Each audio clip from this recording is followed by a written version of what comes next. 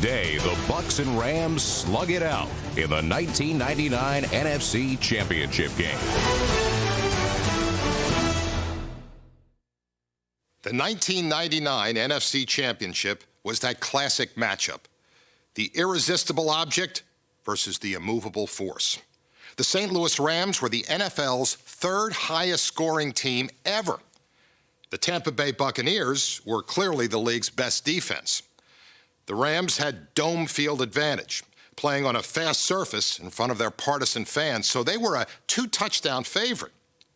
But there wouldn't even be 2 touchdowns scored all afternoon, as the Bucs and Rams staged one of the fiercest defensive duels in championship game history. For the very first time, the city of St. Louis played host to a pro football title game. This would also be a fresh experience for the competing ball clubs. The hometown Rams were the NFL's worst team of the decade until their breakout season of 1999. And through much of their history, the visiting Tampa Bay Buccaneers were a surefire punchline for late-night comedians. Now it was the Bucs who were enjoying the last laugh. Tampa Bay won 9 of its last 10 regular season games, many of those with rookie quarterback Sean King under center. Tampa was blessed with steady leadership on the sidelines as well, thanks to the calming influence of head coach Tony Dungy. Under his guidance, the 99 Bucs went 11-5, the best record in franchise history. After a playoff win over Washington the week before, the Buccaneers entered championship week relaxed and confident, unconcerned that the Rams were heavy favorites. Turn this thing into a war and pulls our will on them. They take these guys 15 rounds. 15 rounds. They're knockout us. They can't go toe-to-toe with us for 60 minutes. Make it 60-minute game. We're going to shorten it down, though, to about 15 minutes. We're going to shorten this game down to about a 15-minute game. We'll get them. They don't know what's going on in the dome. Ain't been here yet. Indeed, the Rams' home field truly was Thunderdome, perhaps the noisiest and most difficult venue for visiting teams. But deafening pageantry was just the beginning of an opponent's worries. The 99 Rams boasted an attack unlike any other. Head coach Dick Vermeil presided over a multifaceted scoring machine, led by NFL Offensive Player of the Year Marshall Faulk. No defense had been able to fully contain his explosive talents at any time during the season. Similar problems occurred when foes tried to stop the record-setting passing of league MVP Kurt Warner. Blessed with an offense that averaged 33 points a game, it was easy to forget the powerful St. Louis defense, ranked number 2 in the NFC. The Rams also believed that after a dismal decade of losing, they were the hungrier of the two teams. These boys cannot see us. They do not want it like we want it. I know it. I know it. We're going to show it. I know it, and we're going to show it. What the Rams and Buccaneers were about to show was a game hardly anyone expected. A brutal war of attrition between two unyielding defensive units.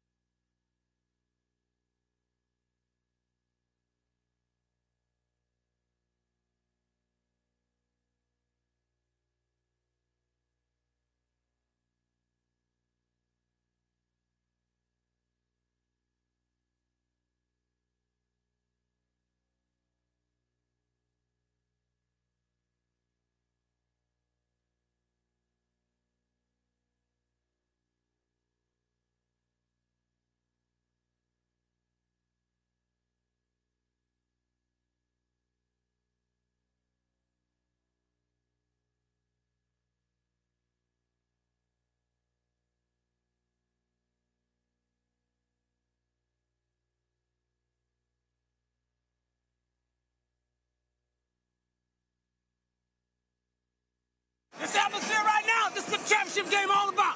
You guys deserve to be here. Now, I'm going to just tell you something. You played with some pride and some confidence today, man. We're going to go to the Super Bowl. You know what I'm saying? You just play hard and just play fast. A fast start was what the Rams had produced the previous week in their playoff win over Minnesota. A 77-yard touchdown pass to open the game. Against the Bucs, their very first call produced a far different result.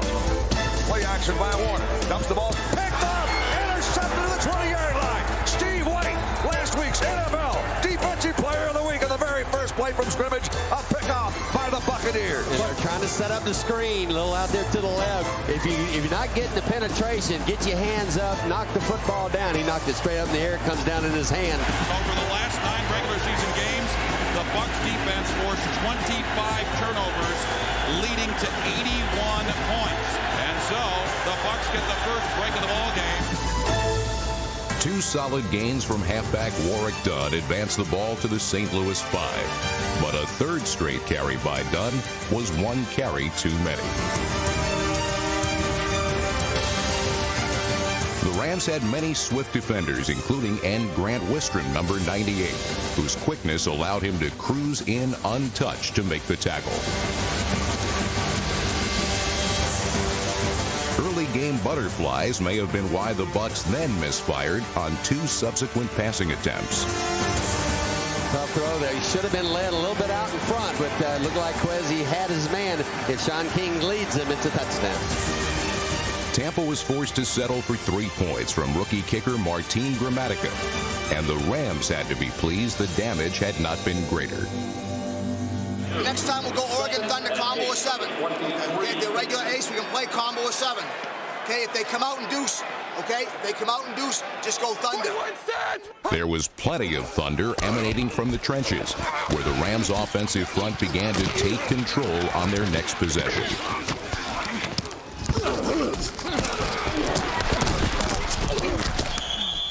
Quarterback Kurt Warner patiently passed for small but steady yardage as St. Louis regained some rhythm after its abbreviated opening drive.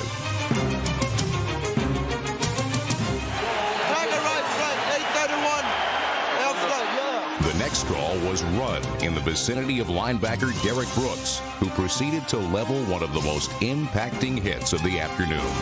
Kurt Warner gets a quick out pass in the flat. Caught, tackle made from the blind side by Derek Brooks. Receiver Torrey Holt suffered bruised ribs that sent him to the sidelines for the rest of the half. Holt's glaring absence meant the Rams would have to quickly find alternate pass targets. You're up. You work the strong seam, all right? Read the quarterback. Work the strong seam. The seam was just where tight end Roland Williams camped out, and Warner hit him for 22 yards, the longest gain of the drive.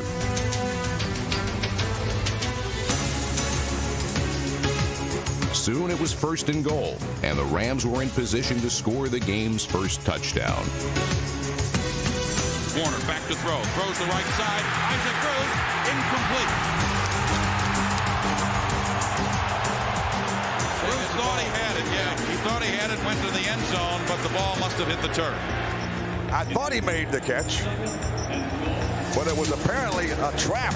And on the big screen replay, he dropped the ball. Never had control of it. Marshall Faulk never got full control of his next carry either, ending the Rams' 8-minute march well short of the end zone. Snap back to Kurt Warner. Fumble. Faulk, I think, came up with it, and the Rams will keep possession, but they'll have to kick a field goal. Despite a nagging leg injury, Jeff Wilkins easily booted through the Rams' first points. But all season, the St. Louis offense had been about touchdowns, not field goals. That failure to punch it in gave the Bucs an obvious boost as they started their next drive. King dropping, looking for his first completed pass. Those downfield, caught, first down at the 47-yard line. Bert Emanuel, leaping catch. Good job, Bert. You know, Bert played for the Atlanta Falcons indoors in a dome, and I think he's going to be very comfortable playing the St. Louis Rams today. We're on a hurry-up offense. We lined up on the line of scrimmage. Emmanuel would have a huge impact later on, but for the moment, he was the only Tampa receiver able to catch a pass against the tough St. Louis secondary. With 2.5 minutes to go, the Bucs were forced to punt, and the jittery Rams committed their 3rd miscue of the quarter. Hakeem circling over. Will make the catch. Oh, he fumbled the football. Loose football. We cannot recover at the 21-yard line. Belongs to the St. Louis Rams.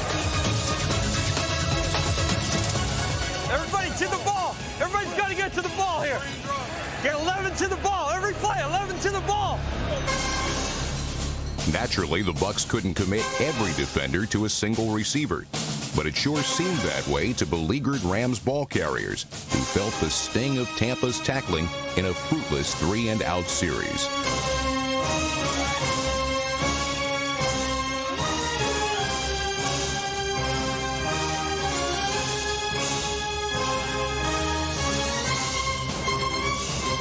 As the quarter ended, pro football's highest-scoring offense was doing little more than running in place. You having fun? Oh, man, boy, am I. I hear you. It wasn't much fun for Rams fans who had expected more offensive fireworks. For now, the Bucs were controlling the game.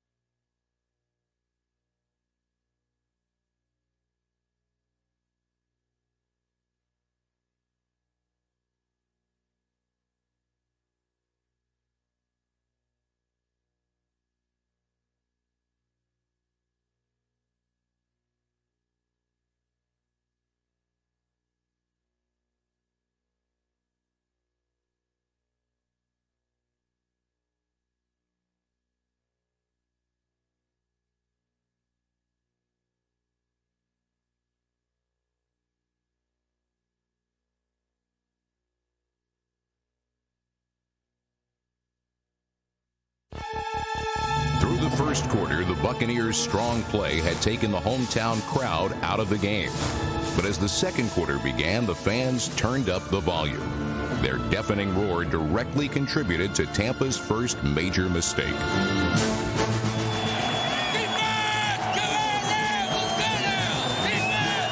Tony Mayberry, the center. Here's the snap. Oh, he snapped it over Sean King's head. King's going to chase it down and knocks it through the end zone for the safety. Damn it! High snap out of the shotgun by Mayberry. And that one sailed all the way back to the goal line. And Sean King did the smart thing by knocking it out of bounds and through the end zone for just the safety. Hey, talk about inches, baby. It was just a dash, wasn't it? It's a foot race to get to that ball. That's a smart play by that rookie, though. The Rams finally had their first lead. To extend it, they would turn to reserve Zahir Hakeem, playing in place of the injured Torrey Holt. 81's in, fellas. Ready. 81's in. Alert for... Watch hard count. Watch the hard count. Hakeem made an immediate contribution, hauling in 2 double-digit catches that were good for first downs.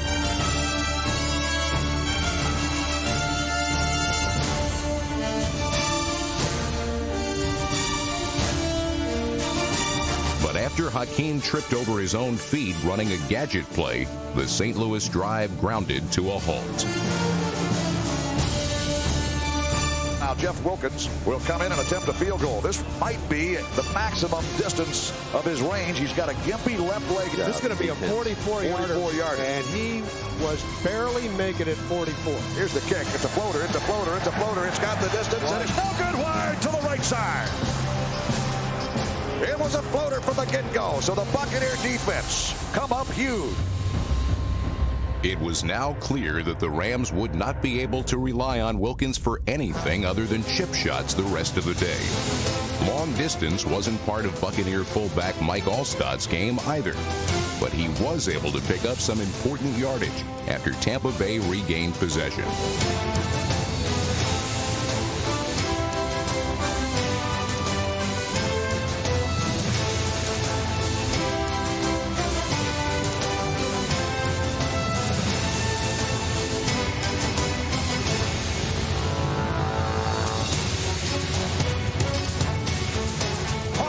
The flat to the 30, 25 to the 24-yard line. We're on out of bounds, a gain of 9 to the far side of the field.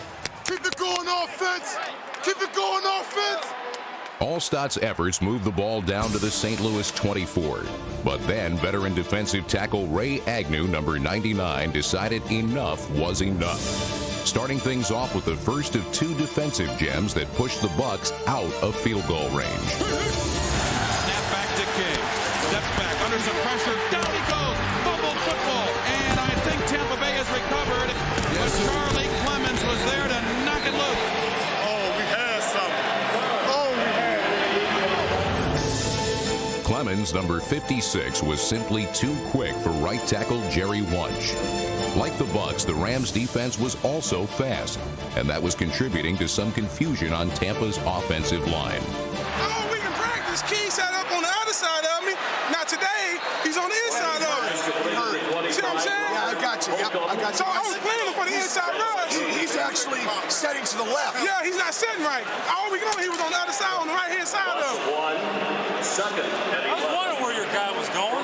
He kept going. I was wondering too. We were tagging. I'm sitting down in there with him, and all of a sudden he goes that way. I'm like, where the hell is he going? A strong sense of direction was what Dick Vermeil's Rams needed, and they got it from slot receiver Ricky Prohl, number 87, who was also seeing more playing time because of Torrey Holt's injury. Prohl grabbed 3 first-half receptions, but the rest of the Rams' offense was struggling. Tampa's cover 2 pass defense and fierce rush were destroying the timing that was critical to the St. Louis attack.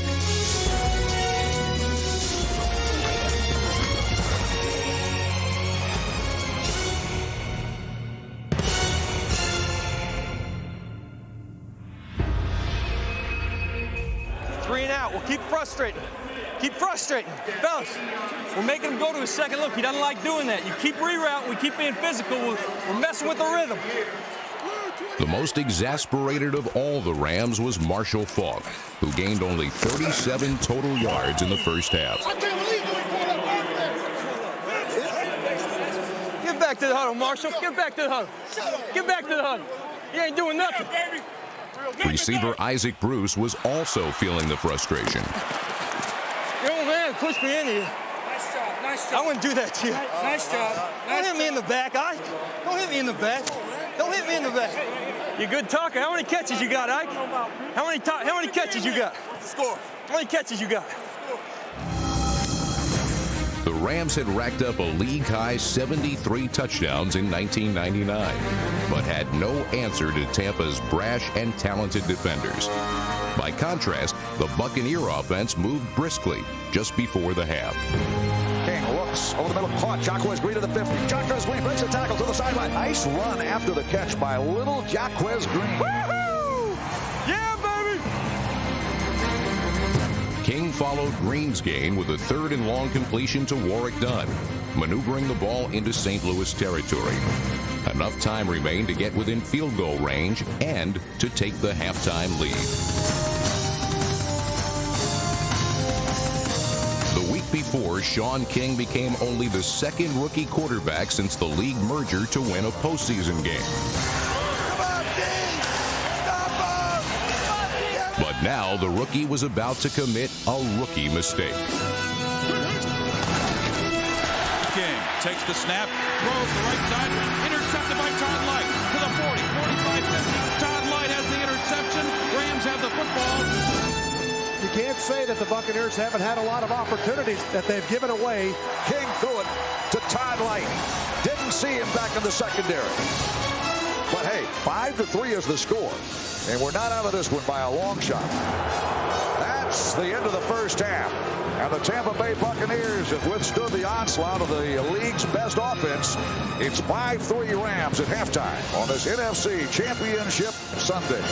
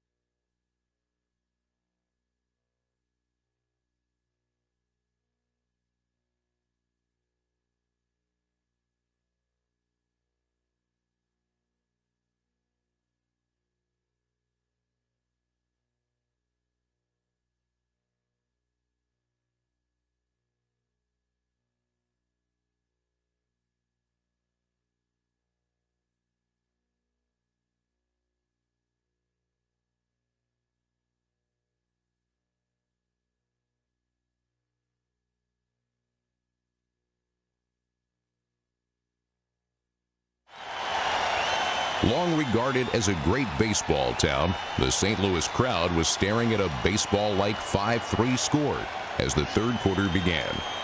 And even if the visiting Bucs weren't quite pitching a shutout, they were keeping the explosive Rams off the bases. So it was time for fans to unfurl their rally towels. Exactly what we've always done. Use your hands, get on the ball fast, get around that football. Every man get to the football. Every man step to contact. Every man do his job, guys. We come out of this thing on top.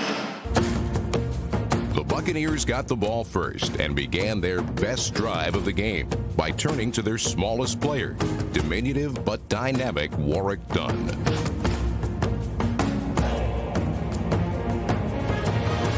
Tampa then connected on third down for its longest play of the day. King looks, this pass away, it is caught at the 40, 30, 25. Kessie Green's got it, the flag for a face mask. Face mask! 15-yarder! 15! Kessie Green with a spectacular catch. And how did he make that catch? I'll tell you what, this is exactly what Tony was talking about. He said we're going to pound him, and then move. We're going to go to the play action and look for Kwesi and a personal foul tag 15, baby. Back on 5 or 15. I think it's 15, baby. Third down and 8, they don't get any bigger than this catch. I can't believe they ran the blitz. They had the free safety blitz, and he was a day late and $1 short. He knew that he was going to have single coverage outside with Kwesi. Perfect throw and catch. Tampa Bay was sitting pretty at the St. Louis 12. But then the Ram defense stiffened again, stuffing Mike Alstott twice. On third down, the Bucs once more failed to capitalize on a potential scoring opportunity. Long count, dropping to throw King. Looking King over the middle, it goes caught at the 4-yard line. Close, but no cigar. Will not be the first down. London Fletcher makes the tackle of Green. And we come up short by 1.5 yards. Martin Gramatica put Tampa back on top. And although they didn't reach the end zone, the Buccaneers offense was encouraged by their drive. Now listen to me, here's the deal. It don't matter whether they go down and score points or whether they don't. We got to go score points, right?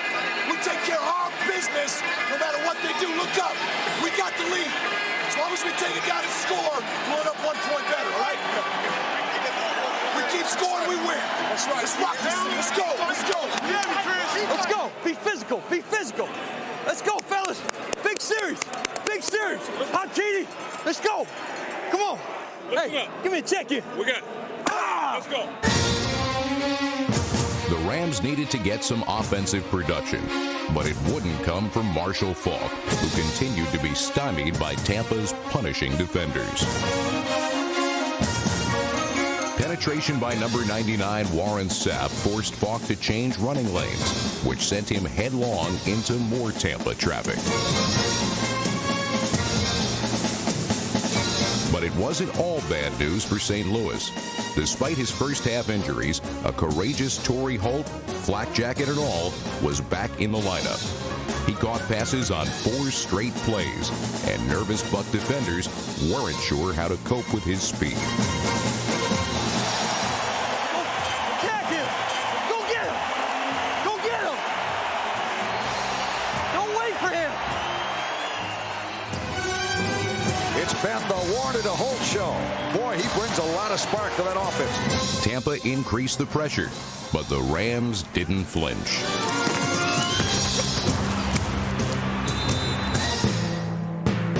Dropping, here comes the corner blitz. Warner gets away from the blitz, running to it right, gets the pass up there, caught. First down at the 25. It's a game of inches. One thing about this St. Louis team today, on third down, they've had a lot of long third down conversions, and that secondary is going to have to buckle down on this bit. What a great job by Warner. What a great job by Ricky Kroll. The receiver continues to run his route from an in. He starts back to the outside. A heck of a job by Ricky Kroll. Mr. Third down gets another one. With St. Louis wideouts clicking on one catch after another, Tampa Bay shifted more coverage to them and forgot all about the Rams' tight ends. What sets that play up is you run the slants, you run the slants, you run the ends, and then you run the end. Everybody's clamping inside. Nobody's taking care of the flat outside. That's why he was wide open. On the 10th play of the drive, it appeared Kurt Warner's scramble had the Rams on the verge of punching in the go-ahead score. Instead, an official's flag pushed St. Louis backwards. And Jack, that's the third penalty on Adam Timmerman on this drive. He was blocking Marcus Jones, and they both went down, and looked like Jones tackled him, but Timmerman was called for the holding. 2 incomplete passes followed from Warner, bringing up 3rd and 20. Veteran middle linebacker Hardy Nickerson encouraged his Tampa defense to make one more stop.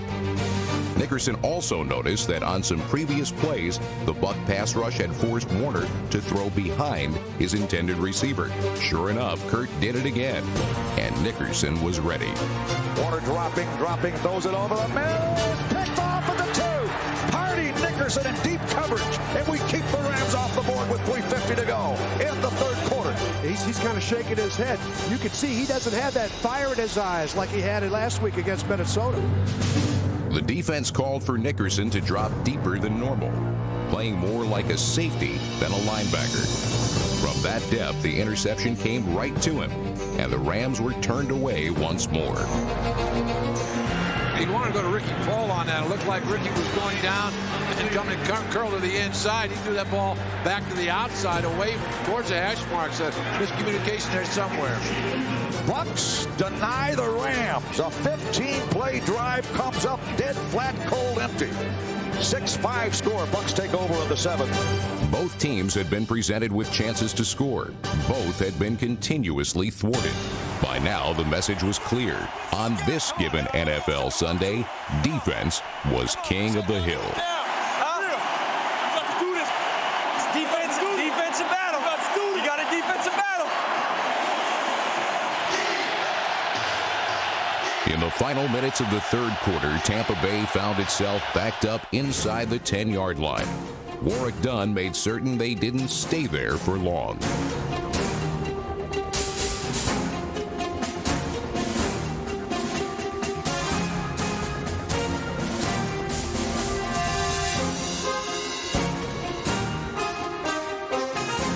The Bucks didn't score on this drive either, but by now they didn't necessarily have to. They were winning the battle of field position while running time off the clock in the process. In their wildest dreams, Tampa could not have possibly hoped for a better scenario, holding the lead in a hostile road environment going into the final quarter. Just be careful there. He's undercutting that thing. I saw that the whole time. Yeah, he'll try and undercut that thing. That's good. You did exactly right. Just keep plugging. It's our kind of game right now, right? It's our kind of game. That will be the final play of the third quarter. 15 minutes to go, and the Rams have some work to do.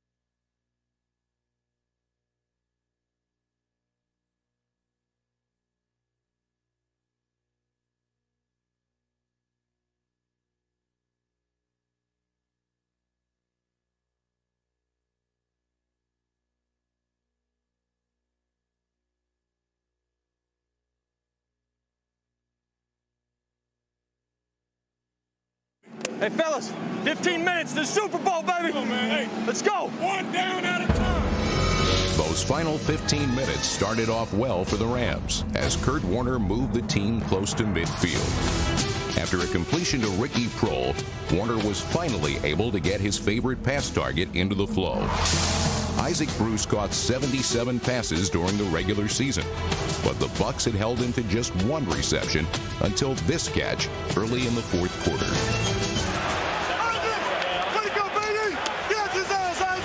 But Warner Warner's next throw was disastrous.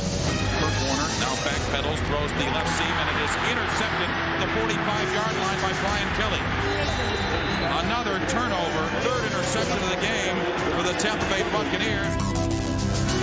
Just go down. They got anxious. They got anxious. We made them anxious. And they throw an interception. Third of the game. Picked off by the Buccaneers. Let's give credit to this Tampa Bay defense. Absolutely. They have played extraordinary. I see it, BK. BK, give me some. Hey, on their last leg, they don't know what to do or what to run. They got no clue how to stop us. They got no idea how to counter us. They just keep punching. Let's keep punching. Just about any Buccaneers score at this point would probably have locked up the game. Now it was in the hands of Sean King, a born and bred native of Tampa Bay. But then King nearly let that opportunity slip from his grasp. Sean King back to throw. And he loses the football, picks it up himself, and down he goes. What happened there was Sean King went back to throw the ball, lost the handle, ball bounced forward. It was a fumble, and King recovered it himself.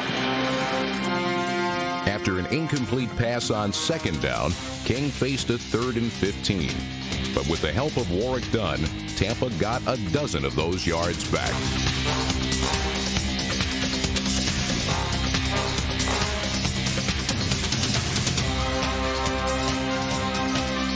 Now the Bucs had to make a decision. Take a chance with their rookie kicker or roll the dice and try to get the necessary yards on 4th down. Think about this, fellas. The ball is at the 35. If you miss a field goal, the hole would be around the 42. That's where the Rams would take over. The Bucs are going to go for it. Yeah, the Bucs are going to go for it on 4th down. How about that? Opponents have had success on 4th down. They're 12 of 25 against the Rams. Slot left, slot right.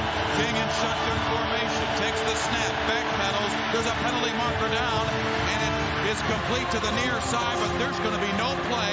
I believe there'll be a delay of game call on Tampa Bay. That is a huge play because King completed the pass, and it went for big yardage on the near side, and now Mark Royals into the game to punt it away.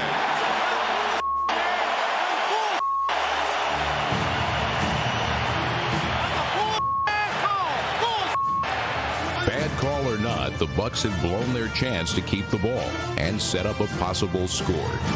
But then their defense erased that mistake with yet another stifling series.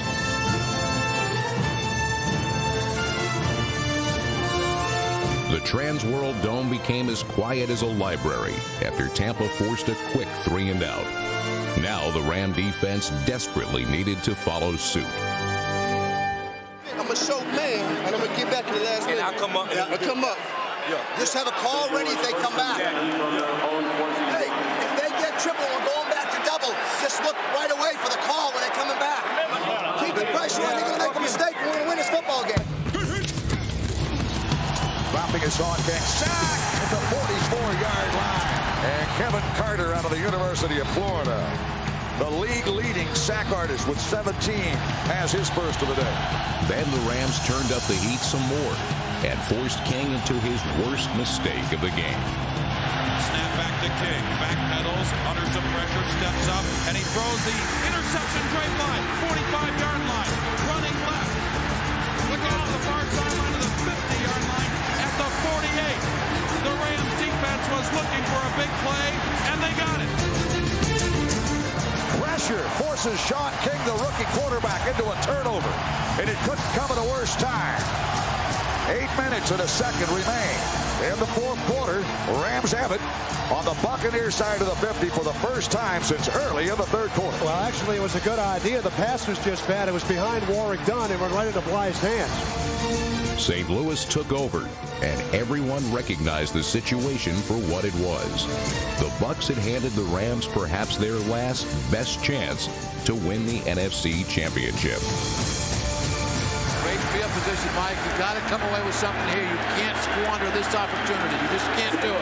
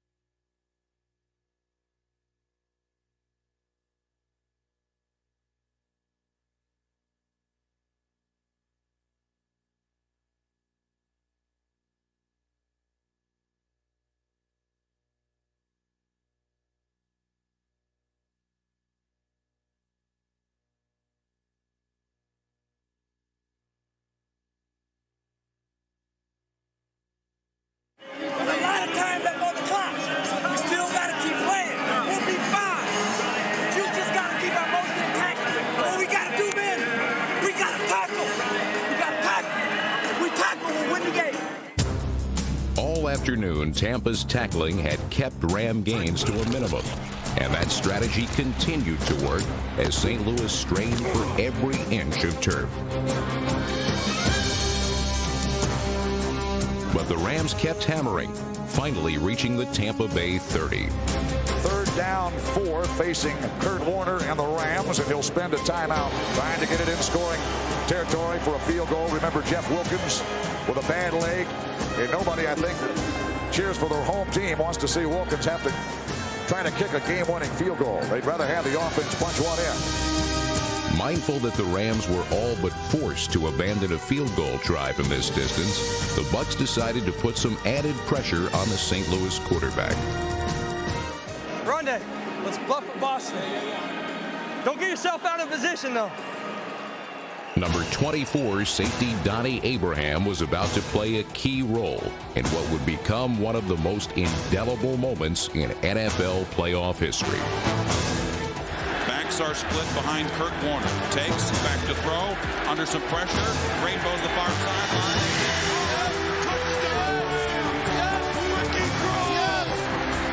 And he went deep on that. I'll tell you what, way to come through the cut. His first touchdown all season long. What a time. What a time to do it. Ricky Kroll, no touchdown catches all year. And he makes this touchdown catch to put the Rams in the lead in this NFC Championship game. Far side of the end zone. Great catch. We had a defender on him. Brian Kelly just couldn't make the play. Ricky Kroll with a grab. The name of the play was flex left, smoke right, 585H choice, and safety John Lynch was simply too far away to help out. Brian Kelly's normal support came from Donnie Abraham, but the defense called for Abraham to increase pocket pressure with a safety blitz. Rams tackle Orlando Pace picked him up, and Warner followed with a perfect pass. Ricky Kroll now 6 catches for 100 yards, and that is the game's first touchdown. We got one! We got one! You don't know what's wrong with that! We got one! I didn't see a pump. I just took off. I almost got there. And here comes the 2-point drive. Warner dropping, under pressure, gets the pass, incomplete pass. So the 2-point conversion is no good. And the score remains 11-6. Bucs need a touchdown to win and go to Atlanta. Just like we've done all year. We're going to score. We got to go out 2 minutes, okay? Just like we do all year long.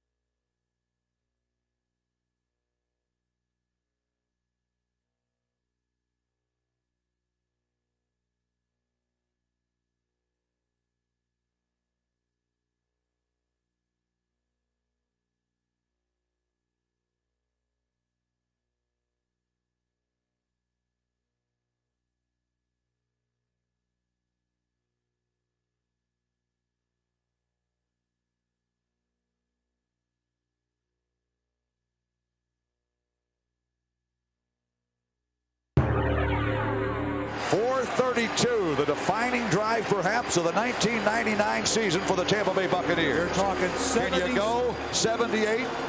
That's right, 77, 78 yards right here. Because more than 4 minutes remained, the Bucs could afford to run. And with the Rams expecting the pass, fullback Mike Alstott pounded his way for 17 important yards on consecutive carries. Alstott running the football with authority. The A-Train trying to keep this season alive. He wants to play in Atlanta next week. The fans screamed for their defense, but were quickly quieted when a catch by tight end Dave Moore put the ball near midfield. Now, Tampa hopes were soaring. Come on, man! It's ours, baby! It is our destiny! It's our destiny, baby! Here comes the blitz. King gets the pass away, throws far side. Caught! Almost a first down. Quezzy Green. Where does he go? He goes about 5'10". He stretched out to about 7 foot 8 inches. He made that catch. Tried to roll out of bounds. Couldn't break it. With 2 minutes to go, the Rams badly needed a defensive stop. Sean King takes short drop, pumps once, under some pressure, and he is sacked by Jeff Scania.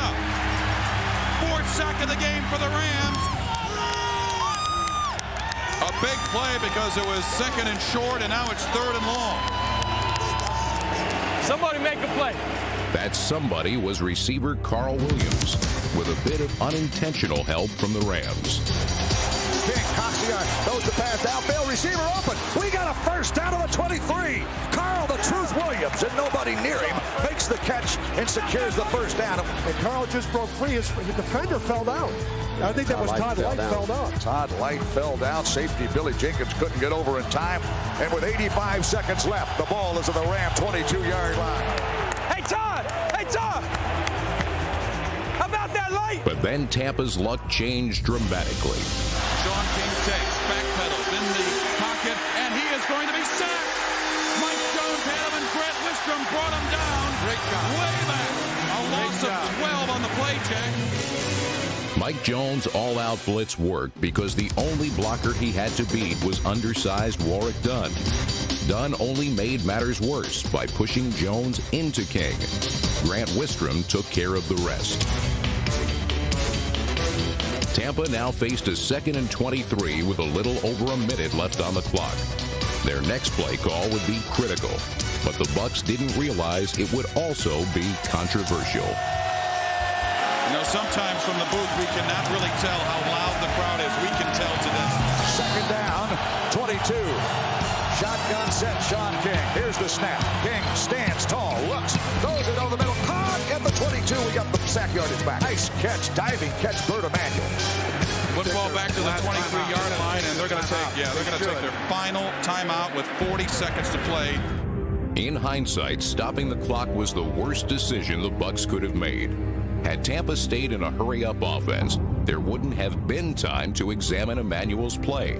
Instead, the break allowed officials in the press box the opportunity to reconsider whether the catch was legal.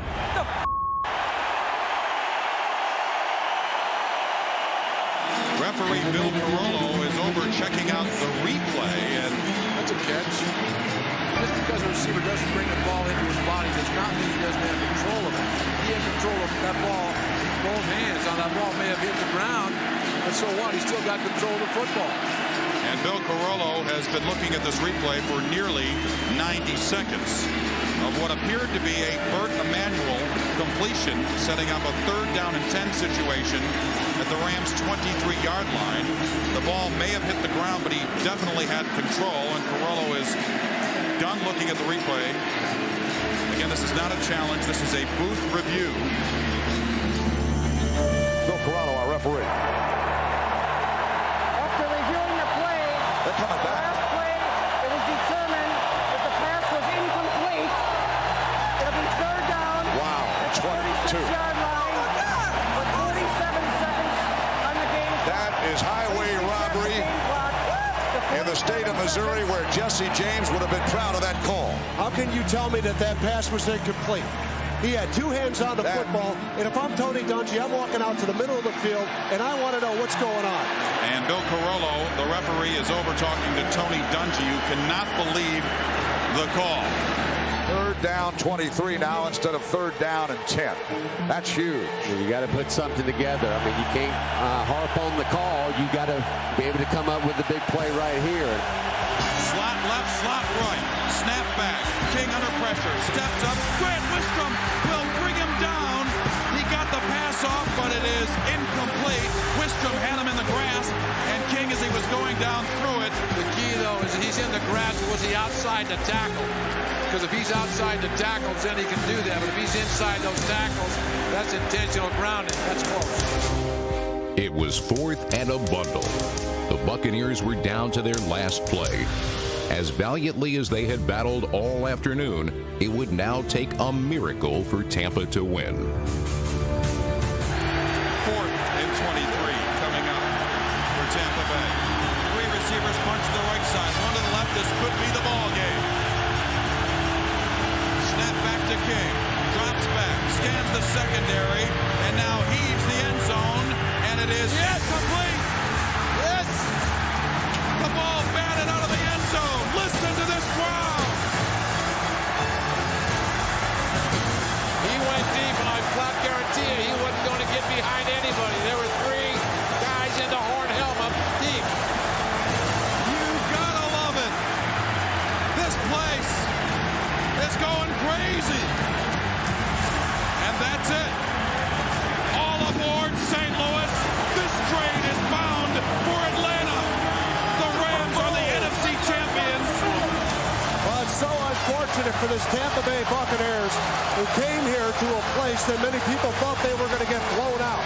And the fact is that this defense kept this football team in this game against the highest octane offense going in the National Football League. Hey, Marshall! Good luck to you, man. Good luck to you. Good luck to you. It's hugs all the way around. The Rams are going to the Super Bowl. The final score, 11-6.